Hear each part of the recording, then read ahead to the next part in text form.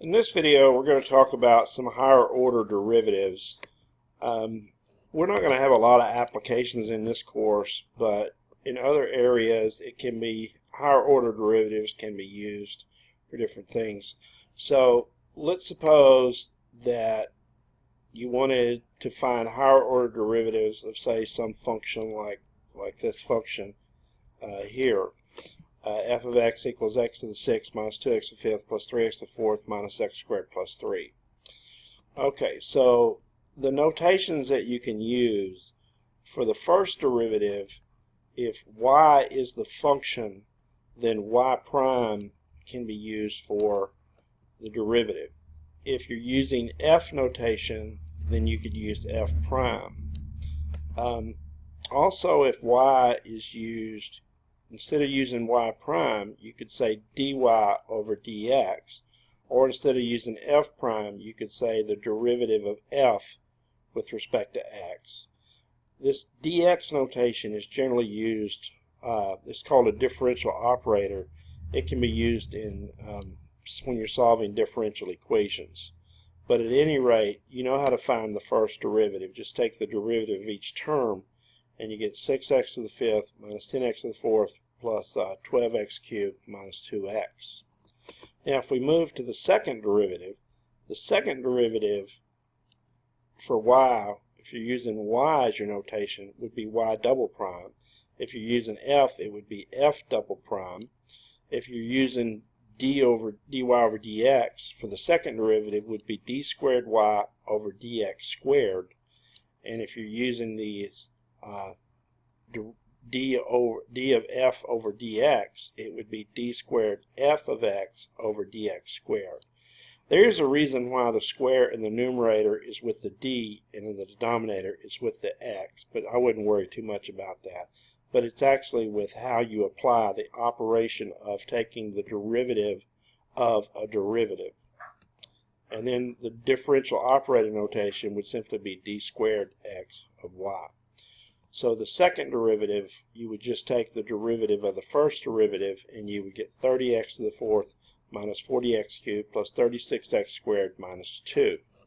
And then going on to the third derivative, for y, you would use y triple prime or f triple prime or d cubed y over dx cubed or d cubed f of x over dx cubed or the differential operator cubed.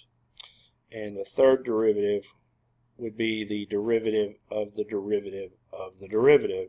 So taking the derivative of the second derivative would give me the third derivative, and the derivative of this would be 120x cubed minus 120x squared plus 72x. And then if you wanted the fourth derivative, it would be, you can see the notations here. We just use little numbers. And then, so you would take the derivative of this, which would give you 360x squared minus 240x plus 72. And then the fifth derivative, I would take the derivative of this, and I'd get 720x minus 240. And in my course, I don't go beyond the third derivative for asking students to find higher order derivatives. So basically, to find the second derivative, so you just find the derivative of the first derivative. So if I ask you to find the second derivative of a function, you're first going to have to find the first derivative. With polynomials, it's pretty easy. Like if I have x to the 5th minus 3x to the 4th plus 2x minus 1, and I want the first derivative, I just take the derivative of this using the power rule, 5x to the 4th. Then the derivative of this, we know how to do, is minus 12x cubed. The derivative of 2x is 2, and of course the derivative of minus 1 is 0. So that's the first derivative. So there's y prime. And then to get the second derivative, I just take the derivative of the first derivative. And you know how to take the derivative of 5x to the 4th is 20x cubed. The derivative of minus 12x cubed is minus 36x squared. And of course the derivative of 2 is 0. So there's the second derivative for that function. Now for more complicated functions, like for instance, let's say I wanted to find the second derivative of the square root of 3x plus 1. Well, the first thing I'd do is I'd write it as a power, 3x plus 1 to the 1/2 power. Well, now to get the first derivative, I would use the general power rule, so I'd have 1/2 times 3x plus 1 to the negative 1/2, but don't forget to multiply by the derivative of the inside. So the derivative of the inside would be 3. And then let's rewrite that as 3 halves, 3x plus 1 to the negative 1 half. So there's the first derivative. Okay, well now to get the second derivative, I take 3 halves times the derivative of this. Well, to get the derivative of this, it would actually be 3 halves times, I'd bring the negative 1 half down, so I'd have 3 halves times negative 1 half, and that's where the negative 3/4 comes from. So if you're wondering where the negative 3/4 came from, it's 3 halves times negative 1 half. And then you reduce this exponent by 1, so subtract 1 from negative 1 half, and you get negative 3 halves. But then again, you still have to multiply by the derivative of the inside to complete the general power rule. So I end up with multiplying by 3. So then I have negative 3/4 times 3, so that gives me negative 9/4 times 3x plus 1 to the negative 3 halves. And then to write that without negative exponents, it would be negative 9 over 4 times 3x plus 1 to the positive 3 halves. Okay, let's do one more. So here to find the derivative of this, I have to use the quotient rule. So I take the denominator, x minus 3, times the derivative of the numerator, which would be 2, and then minus the numerator, 2x minus 1, times the derivative of the denominator, which the derivative of the denominator is 1, all over the denominator squared. Well, when you simplify this, you simply get 2x minus 6 minus 2x plus 1. And the 2x minus 2x cancels, so you get minus 5 over x minus 3 quantity squared. And so that's your first derivative. Now I'm going to write that this way. I'm going to write that as a power. So I'm going to write that as minus 5 times x minus 3 to the negative 2. I find it easier to take the derivative in this form than in this quotient form. But you could use the quotient rule here and do it that way as well. Okay, so now I have minus 5 times the derivative of x minus 3 negative 2. So to get the derivative of this, I'm going to have negative 5 times the derivative of x minus 3 to the negative 2. So the derivative of this would be negative 2 x minus 3 to the negative 3. But what I'm going to do is multiply negative 5 times that negative 2 and get 10. So I have 10 times x minus 3 to the negative 3, which can be written as 10 over x minus 3 quantity cubed. On the next two examples, I'm just finding the third derivative, which means I have to find the first derivative and find the second derivative, and then to get the third derivative, take the derivative of the second derivative. So for this polynomial, the first derivative would be 70x to the ninth minus 15x squared plus 3. And then the second derivative would be the derivative of the first derivative. So that would be 630x to the eighth minus 30x. And then the third derivative would be the derivative of the second derivative.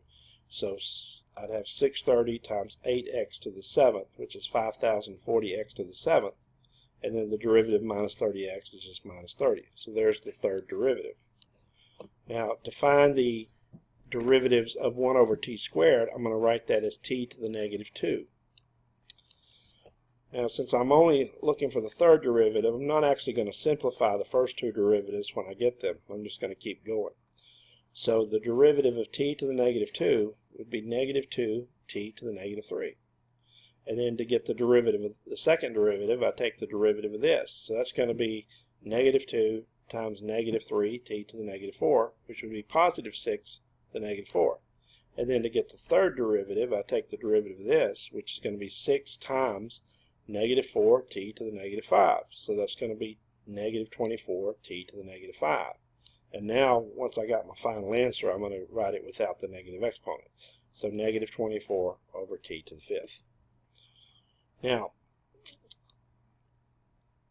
this quotient, if you want a practice problem, take this quotient and go through and find the first derivative, then the second derivative, then the third derivative, and show that the third derivative is equal to this. And so that would be a good practice problem. Okay, I'm going to show you an application of the first and second derivative. This may not be a great business application. It's used a lot in science, but let me go ahead and show it to you. This has to do with velocity acceleration. So let's suppose we have a function s of t, and where this function represents the position of a moving object at a particular time t. So s is actually, or s of t represents the distance units, and t represents the time units. So that would be what we call a position function. So s equal f of t would be your position function. Okay, so you can think of this as a function that represents your position at time t when you're driving, say, from some point A to point B. So we'll assume time is in hours and s is in miles. Of course, it doesn't have to be. All right. Well, if you want to find the rate at which your position is changing with respect to time, well, that's simply the derivative. So if you take the derivative of the position function, that you get what's called the velocity function. Okay? And that just gives you the change in position with respect to time. So that's what velocity is, simply the rate your position is changing with respect to time. So if you set cruise control at 70, then your position is changing at a rate of 70 miles per hour. Now, if you took the second derivative of the position function, then that actually would give you an acceleration function. So the second derivative would come up if you wanted to pass someone on the highway, you press the accelerator, so you are now changing your velocity with respect to time. Remember, velocity was the first derivative, so you're changing your velocity with respect to time. So you could be increasing from 70 to 82 in 4 seconds, which would mean you are accelerating at a rate of 3 miles per second per second. So anyway, that's a simple explanation of that. So let's go ahead and look at an example here. Suppose the position of a projectile is represented by this function, s of t equals negative 16t squared plus 100t plus 20, where t is measured in seconds and s is measured in feet. Find the velocity and acceleration functions for s of t, then determine the velocity and acceleration of the object at t equal 2 seconds. Well, for velocity, I'm just going to take the first derivative. So the first derivative is minus 32t plus 100. And if I want the velocity at 2 seconds, just plug 2 into this function. And if you plug 2 in, you get negative 64 plus 100, which is 36 feet per second. Now, the acceleration function, I would take the second derivative. So since I've already got the first derivative, I'm going to take the derivative of this function, and that would give me the acceleration function, which is actually negative 32, which is a constant. So this acceleration function is constant, and many times it is constant, especially with a falling object. But the acceleration is constant in this case, is negative 32 feet per second per second. So now another example is given here, but I'm just giving you a different function. So let's take a look at this example. Okay, so there's your position function, and I'll let you confirm that the first derivative is minus 18t squared plus 200t, and the second function is minus 36t plus 200. And it says determine the velocity and acceleration at 3 seconds. Well, here's your velocity function, so plug 3 in for t, so minus 18 times 3 squared plus 200 times 3 gave me 438 meters per second. And then for acceleration, I plugged 3 in, so I got negative 108 plus 200, which gave me 92 meters per second per second. So anyway, that's how you calculate velocity and acceleration if you know a function that represents position. And that's pretty much it, all that we're going to work with on higher order derivatives.